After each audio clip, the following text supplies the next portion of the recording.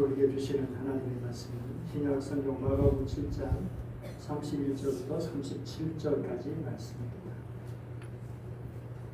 말씀을 교독해서 읽겠습니다.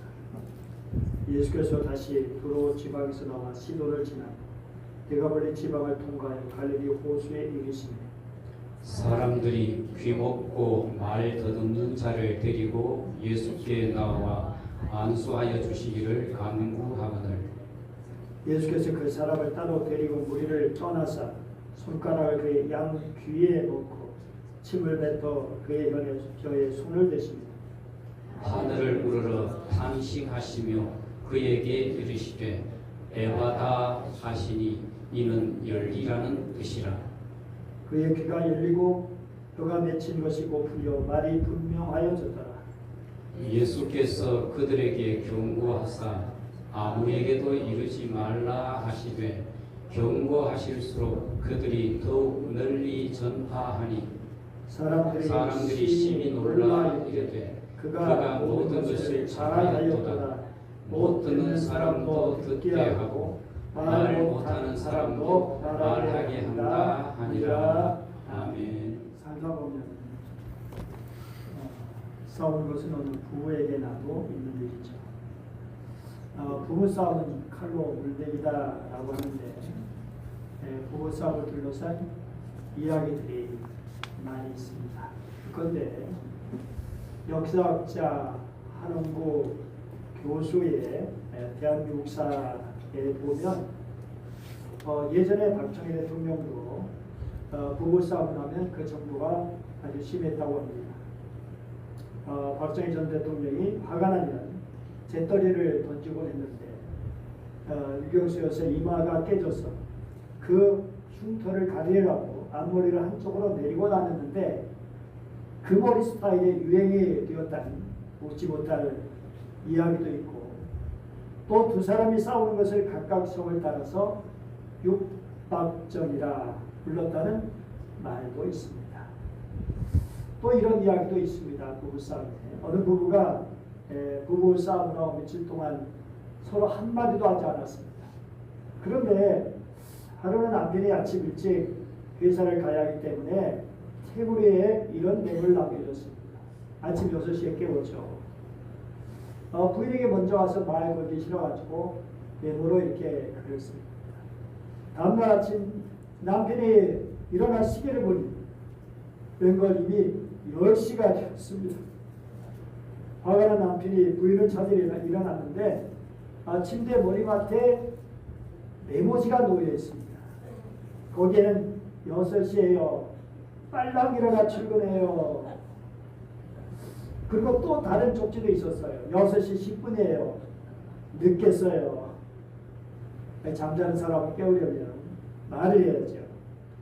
쪽지를 전 대신에 흔들어 깨우든지 소리를 지르든지 일어나지 않으면 또다시 한번 소리를 지르든지 해서 귀에 자극이 가게 해야 하는데 아무리 잡기가 밝은 사람이라도 자는 사람에게 쪽지를 들이면서 깨우려 한다면 말도 되지 않죠. 따라서 귀가 들리는 사람에게는 음성 언어인 말해야 서로 간에 의사가 소통될 겁니다. 자, 그렇다면 문제는 듣지 못하는 분에게는 어떻게 의사를 전달할 수 있는가라는 것입니다. 당연히 말한 대신에 다른 방법으로 전달해야 할 것이죠. 근데 오늘 본문의 말씀에 보면 희한한 장면이 나오고 있습니다. 34절인데요. 같이 읽어볼까요? 하늘을 우러러 탄식하시며 그에게 이르시되 에바다 하시니 이는 열리라는 뜻이다. 자, 지금 이 말씀 누가 누구에게 하신 말씀이죠? 누가 누구에게? 예수님께서 누구에게인가요? 32절을 보면 귀먹고 말 더듬는 자라고 하는 것을 알 수가 있습니다. 귀가 먹었습니다. 못 듣는다는 거죠. 그런데 그런 사람에게 에바다 소리내서 예수님께서 말씀하셨다는 겁니다.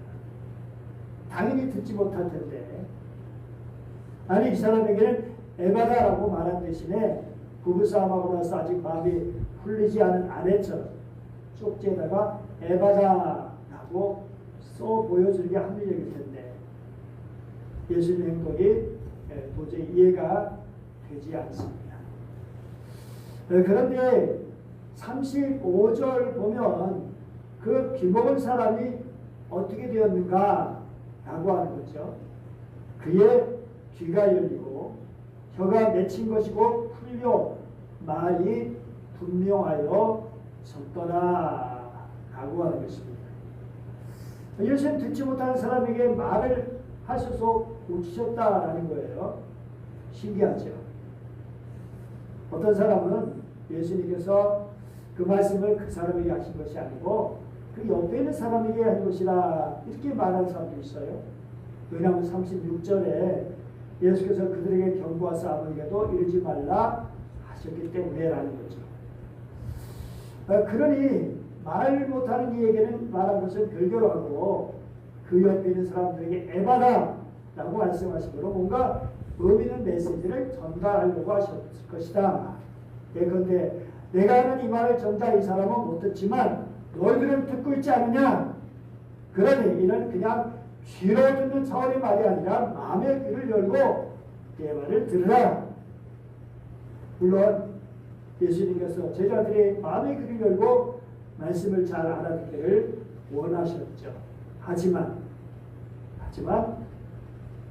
이 말은 틀렸죠. 왜냐하면 분명히 34절에 그에게 이르시되라고 말의 대상을 분명하게 기록하고 있기 때문에 그렇습니다. 그래서 이것은 다른 사람 들라고 하신 것이 아니라 바로 그 사람에게 말씀하신 것이죠.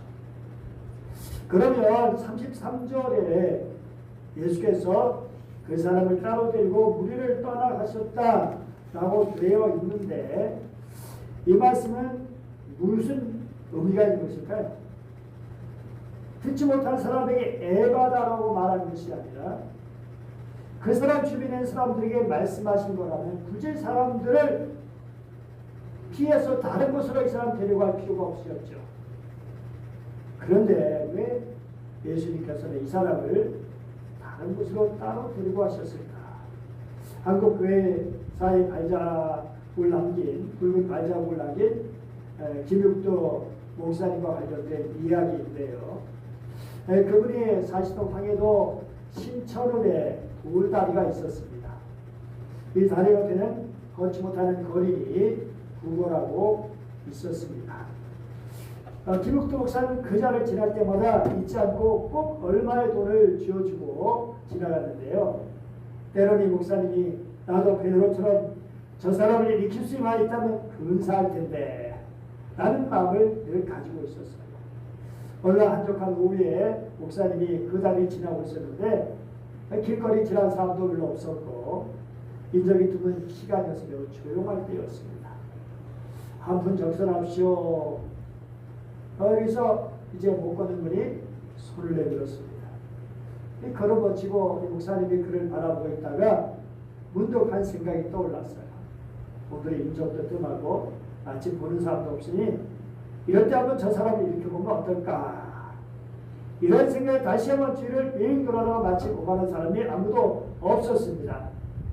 행여나 시도하다가 무슨 실패하면 어떨까, 무슨 망치니까 하는 생각도 없지 않았지만 그래도 때가 마침 좋았고 기회가 좋다고 생각한 그분에게 다가가서 말을 불렀습니다.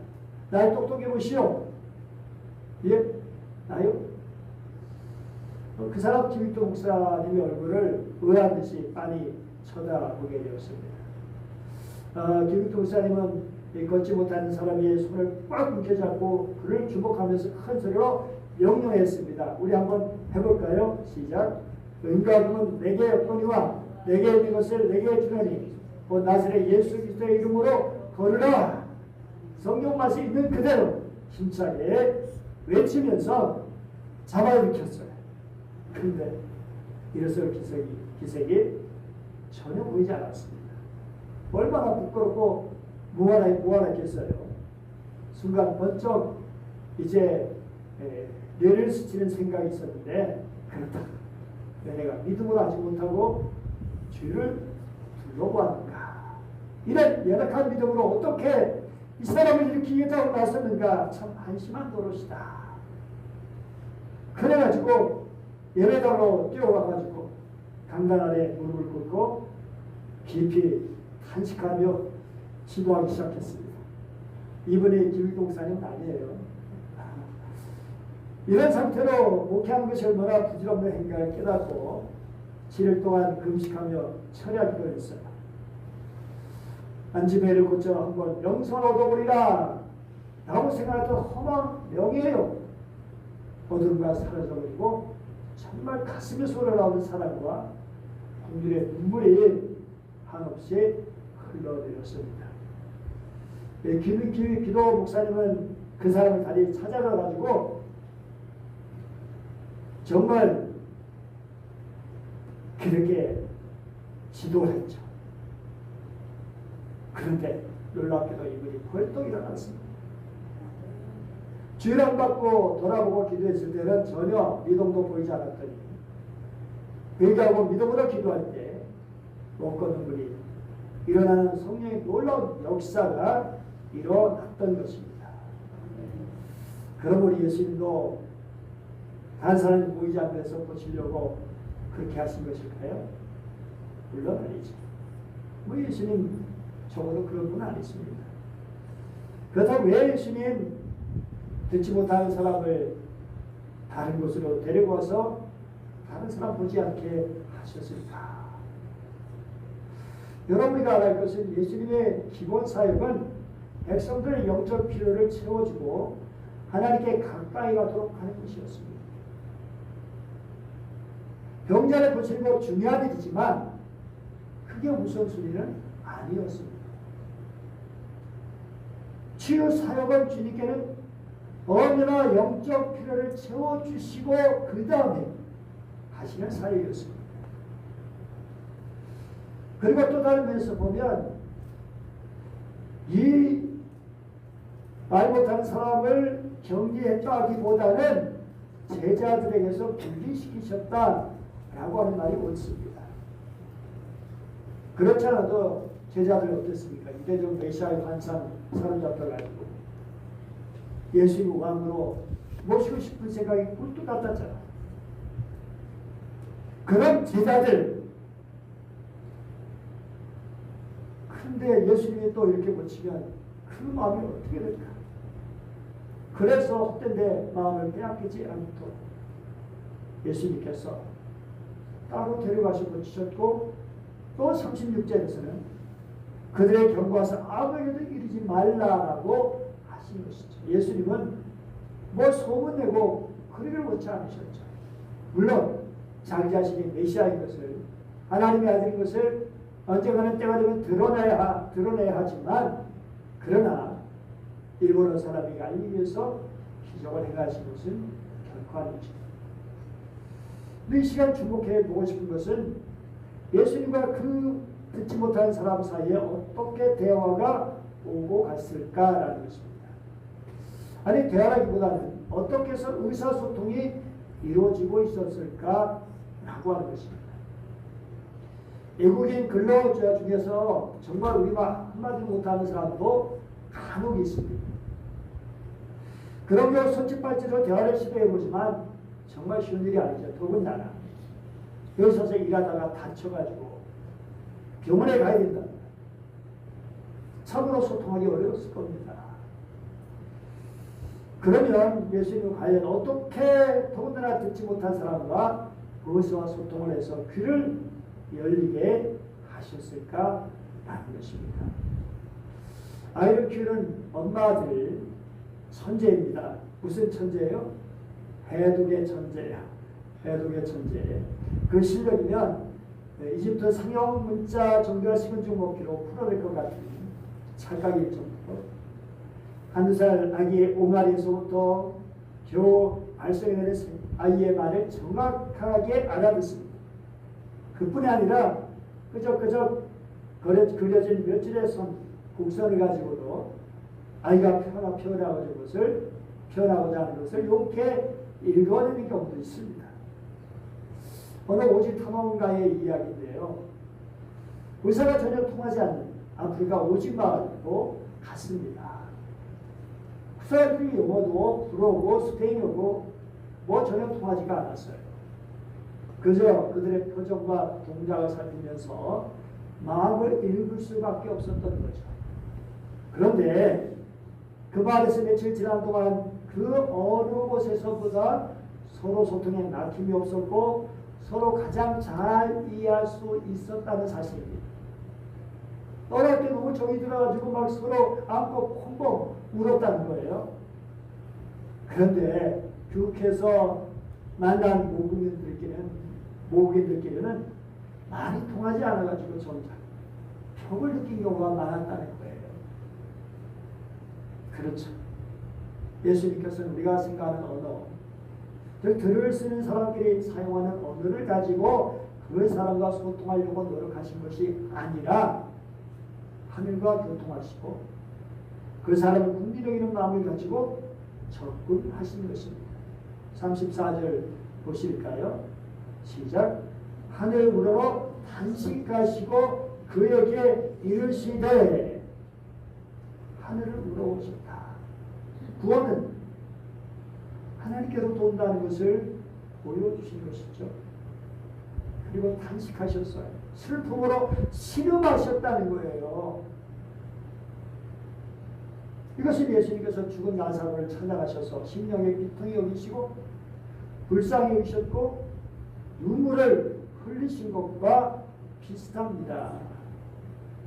지금 나사로의 죽음을 통해서 악마와 사탄의 실체를 눌러 보셨고 그런 사탄에 대해서 격분하셨고 또한 죄로 인하여 죽어가는 인간들의 낳은 아픔과 고통에 대해서 슬픔, 통분이 없는 마음을 가지셨어요.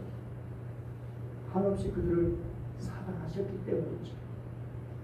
그래서 주님은 아픈 사람을 낫게 해주시고 죽은 사람을 살려주시고 여러분과 저를 죄에서 해방시키시고 하나님의 자녀로 삼아주시기 위해서 십자가에서 자신을 던지시기까지 언제 내어주시기까지 하신 것입니다. 여러분, 예수님께서는 귀먹고 말 더듬는 자, 그야말로 처음 본 사람이잖아요. 그런데 극진히 사랑하셨습니다. 무척 안타깝게 여기셨고 그를 따로 데리고 가셔서 다른 사람들이 없는 곳에 가서 이 사람과 단둘이 계셨습니다. 하나님의 사랑을 가지고 그와 대화를 소통하고 싶으셨던 거죠. 바로 예수님은 다른 사람의 시선에서 벗어나서 그 사람과 긴밀히 인격적인 관계를 갖기를 원하시는 것입니다. 마태복음 6장 6절 우리 한번 같이 볼까요? 마태복음 6장 6절 좀 지나갑니다. 자, 읽어볼까요? 시작.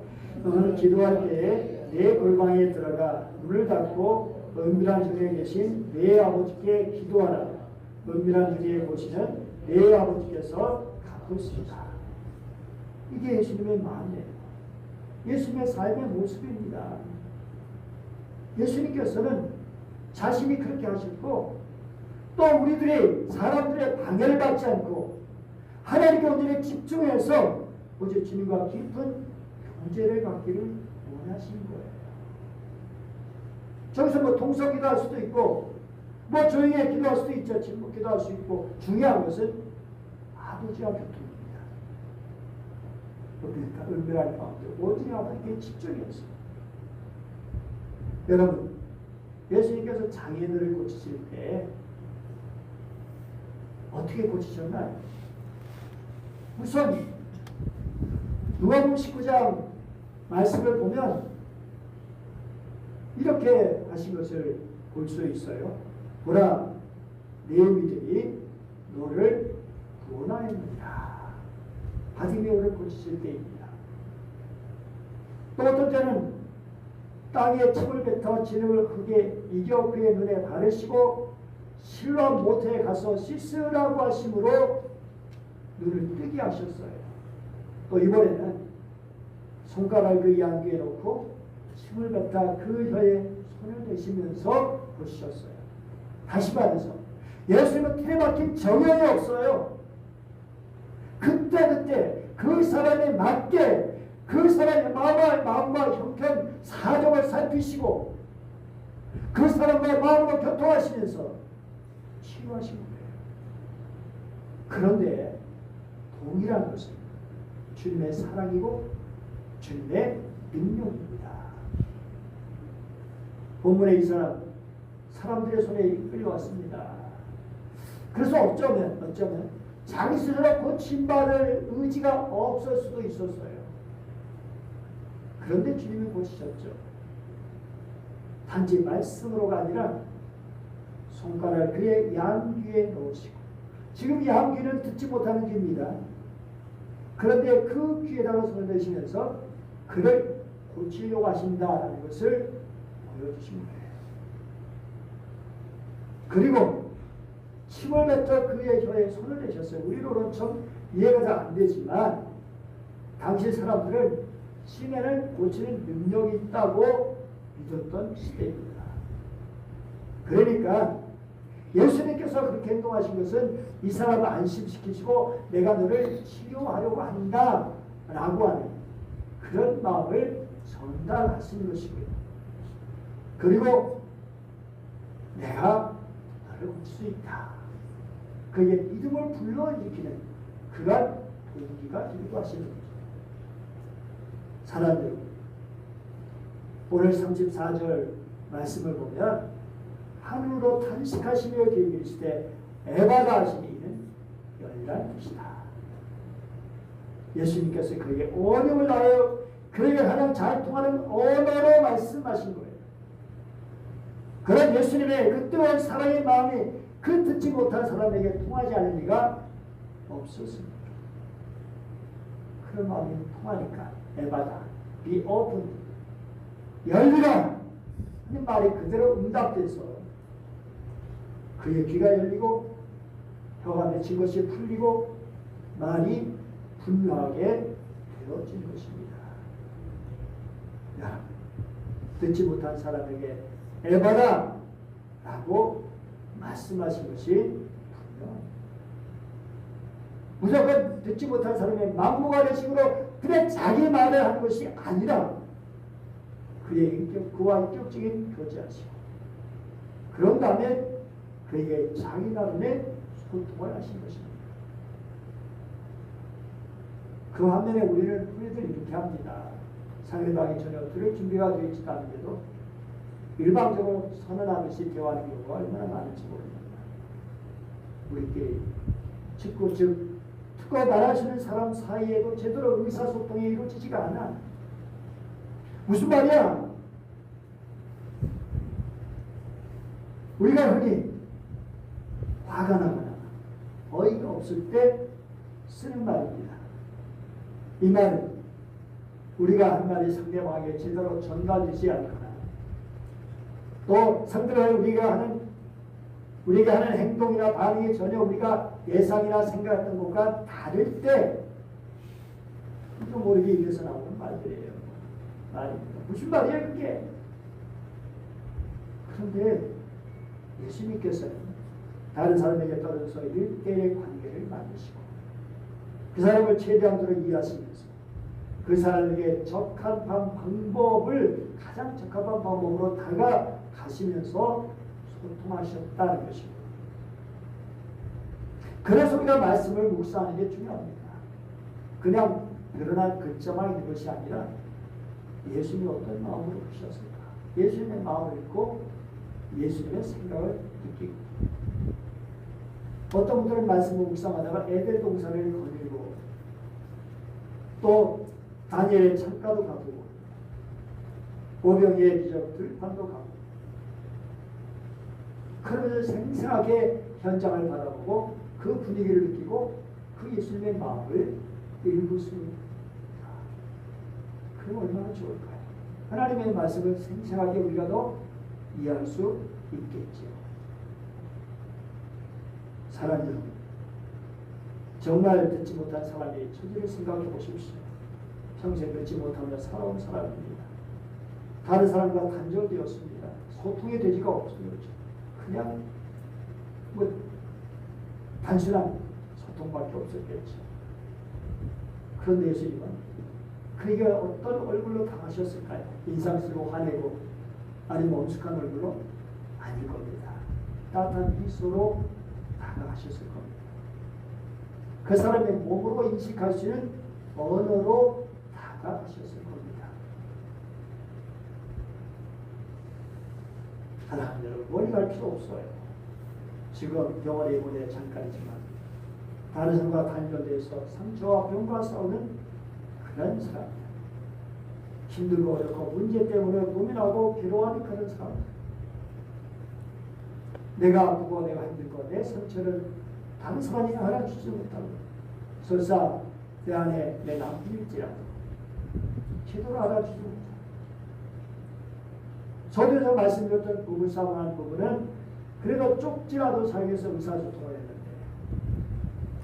많이 통하지 않는 경우니 너무나 안타깝고 어째서 답답했겠습니까? 때로는 주님께서 개입하시도록 하지 않고 자기들끼리 문제를 풀려고 하는 경우도 많이 있습니다. 예수님 상관하지 마세요. 우리끼리 알아서 할 테니 예수님 뭐 하신다고 그렇게 하는 식으로 자기들끼리 그냥 예수님을 도외시 그렇게 하려고 할 때 또 얼마나 많이 있습니다. 그런데 정말 아무도 우리 사정을 알지 못하고 답답하고 힘들할 때 주님이 그때 바로 찾아오시는 분이 우리 주님이십니다. 우리가 문제가 있고 또 혼자인 것을 아시고 우리가 다른 사람과 통하지 못함을 아시고 찾아오셔서 인격적으로 교제해 주시고 더 나아가서 에바다 열려라. 우리의 눈이 열리고 우리의 귀가 열리고 우리의 마음이 열리고 우리 영혼이 열리고 우리의 문제를 풀어주시는 분이십니다. 그런 예수님을 만나는 여러분 되시기를 소원합니다. 37절 같이 읽어볼까요? 시작. 사람들이 심히 놀라 이르되 그가 모든 것을 잘 알아있도다. 못 듣는 사람도 듣게 하고 말 못하는 사람도 말하게 한다. 그래서 이런 간증이 우리에게도 있어지기를 바랍니다. 예수님이 육신의 병만 고칠 뿐 아니라 영혼을 구원하신 줄 하셨잖아요. 하나님의 아름다움을 되찾게 하시잖아요. 그 아름다운 것을 보게 하시고 그 사랑의 말을 듣게 하시고 실로 예수님께서 하신 모든 일은 훌륭합니다. 우리 창세기 1장 31절 말씀 읽어보겠습니다. 시작. 하나님께서 지으신 그 모든 것을 보시니 보시기에 심히 좋았더라. 저녁이 되고 아침이 되니 이는 여섯째 날이니라. 기도하겠습니다. 은혜로우신 하나님 아버지 감사드립니다. 오늘도 저희를 사랑해 주시고 말씀을 주시니 감사드립니다. 하나님 아버지, 우리는 나만의 생각에 사로잡혀서 다른 사람과의 소통이 제대로 안 될 때가 많이 있습니다. 주님, 저들의 마음을 열어주셔서 진심으로 소통할 수 있도록 도와주시기 원합니다. 특히 말이 통하지 않고 듣지 못하는 사람들에게 정말 예수님의 마음처럼 예수님이 보여주신 그런 모습처럼 정말 우리가 살아갈 수 있도록 도와주셔서 우리 간에 성령이 하나 되게 하신 것을 힘써 지켜가는 아름다운 소통이 있게 하여 주시옵소서. 에바다의 역사가 있게 하여 주시옵소서. 자기 자신을 돌아보게 하시고 나의 문제가 무엇인지 나의 잘못이 무엇인지 깨닫게 해주시고 그래서 하나님께서 원하시는 아름다운 공동체, 아름다운 주의 백성 이루며 되게 하여 주시옵소서. 간절히 원하며 귀하신 주 예수님의 이름으로 기도드립니다. 아멘.